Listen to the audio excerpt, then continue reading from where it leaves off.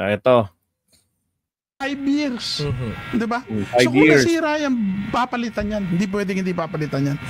Yung nga yung problema eh. Pag nasira yan, papalitan yan. Hindi ba nakikita sa videos? Common na ito eh. May flood control but because of the substandard materials na ginamit, tama yung specification, hindi naman sinunod. Ano ho mangyayari? Wasak agad. I-repair ngayon.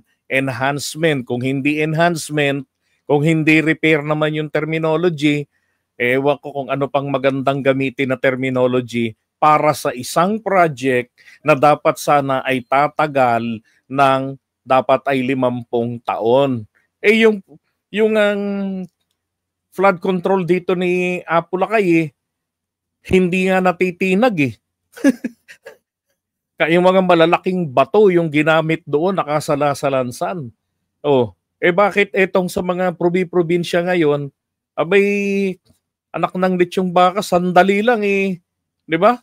Parang parang parang gawang Chinese, nakadisenyo kaagad na kailangan saglit lang ito ay magkawasak-wasak kaagad, ito'y masira agad, makalipas ang mga 3 o 5 bagyo. Then ang idadahilan ngayon winasak ng bagyo kaya kailangan mai-repair ito kaagad-agad. So tragis na yan.